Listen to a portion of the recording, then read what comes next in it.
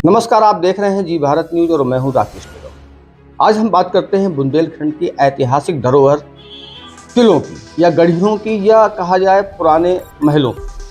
आज हम बात करते हैं दतिया क्षेत्र में दतिया के ही नाम से, दतिया महल के नाम से जाने जा रहा वीर सिंह का महल। आज हम उसकी बात करते हैं। आप बने रहें हमारे सहयोगी हिमांशु चंद्र के साथ। देखें खास रिपोर्ट। नमस्कार। मूल रूप से इसके संस्थापक के नाम पर वीर सिंह देव महल कहा जाता था। यह दतिया में बस दतिया महल झांसी ग्वालियर मार्ग पर ओरछा से लगभग 40 किलोमीटर दूर पर स्थित यह शानदार महल मुगल सम्राट जहांगीर और दतिया के शासक वीर सिंह देव के बीच दोस्ती का प्रमाण है, जो उस समय से आज तक बुंदेलखंड की विरासत के नाम से जाना जाता है। इसकी 7 मंजिलों में से 2 भूमिगत बनी हैं, यानी अंडरग्राउंड हैं और आगंतुकों के लिए बंद हैं। यह एक भव्य स्थापत्य सौंदर्य है, भले ही यह उजाड़, उपेक्षित और स्पष्ट रूप से भुला दिया गया हो, लेकिन यह आज भी अपनी सुंदरता के लिए पूरे भारत में मशहूर है। महल एक चट्टान के ऊपर बना हुआ है।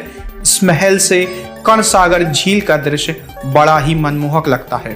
हो सकता है आप ये सुनकर आश्चर्य में पड़ जाएं कि आखिर इस महल का निर्माण बिना सीमेंट, लकड़ी या लोहे का उपयोग किए बिना कैसे पूर्ण किया जा सकता है, लेकिन ये हकीकत है कि इस महल का निर्माण सिर्फ ईंट और पत्थर से किया गया है, जो कि आधुनिक वास्तुकारों के लिए आज भी पहेली बना हुआ है।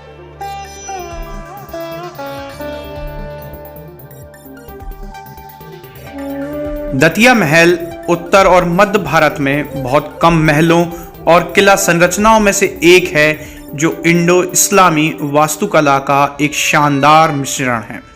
हालांकि इस तरह के संलयन के उदाहरण कई क्षेत्रों के कई मंदिरों में भी देखने को मिलते हैं। महल के केंद्र में एक बड़ा सा आंगन है, जिसके केंद्र में 40 मीटर ऊंचा 5 मंजिला टावर है। महल में लगभग 440 कमरे हैं और कई आंगन मौजूद हैं।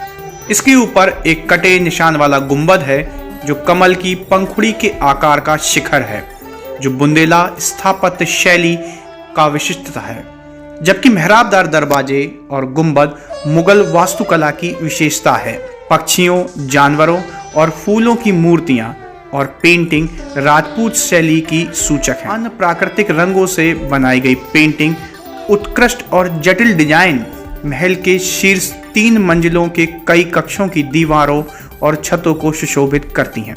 महल की खिड़कियां अपने आप में एक खूबसूरती हैं, जो सुंदर पत्थर की जाली के काम से ढकी हुई हैं। प्रत्येक आकृति दूसरे से अलग है। अलंकृत खंभों और मेहराबों से अलंकृत इसके भूल भुलैया वाले गलियारों से गुजरते हुए महल के कई क्षेत्रों में प्रकाश और छाया का खेल जगमगाया हुआ दिखता है। प्रत्येक मंजिल की बालकनी मंदिरों, दुकानों और आवासीय क्षेत्रों से युक्त दतिया शहर का एक शानदार दृश्य प्रस्तुत करती हैं, जबकि इसकी छत से शहर के किले को अपने शाही क्वार्टर और मंदिर के साथ पूरे दृश्य में देखा जा सकता है। की फांसी, दतिया गले का हार और ललितपुर तब तक न छोड़ियो जब तक मिले उधार। ये वही दतिया है और ये दतिया का सतखंडा महल है। इस महल में 5 खंड ऊपर हैं और 2 खंड नीचे हैं। इस महल के अंदर न तो लकड़ी का प्रयोग है, न ही लोहे का प्रयोग है। यहाँ पर जो कलाकृति का पेंटिंग्स का प्रयोग हुआ है, वह नेचुरल जो कलर होते थे पुराने समय में, उनसे हुआ है। दतिया के शासक और उस समय के उत्साही निर्माता महाराजा वीर सिंह देव ने 1614 में इस महल की नींव रखी और लगभग 9 सालों में इसका निर्माण हुआ।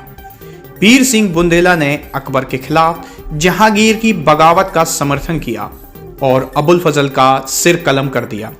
बदले में वीर सिंह को दतिया का शासक बनाया गया।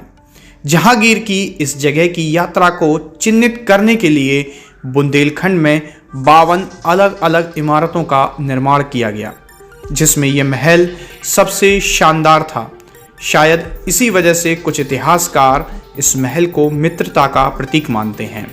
सौभाग्य से या दुर्भाग्य से मुगल बादशाह जहांगीर की यात्रा नहीं हुई और यह अब भी एक रहस्य बना हुआ है कि कोई शासक कभी महल में क्यों नहीं रहा। सम्राट अकबर का सेनापति अबुल फजल यहाँ से दक्षिण भारत को फतह करके लौट रहा था। चूँकि जहांगीर और सम्राट अकबर की आपस में नहीं बनती थी और जहांगीर के मित्र राजा वीर सिंह जो थे, तो जब अबुल फजल पूरी दक्षिण भारत की यात्रा को फतह करके जीत करके आ रहा था, उस समय यहीं पर पंचकप की टोरिया की जो पर्वत श्रृंखला है उसके आसपास उसको राजा वीर सिंह जी ने मार दिया था।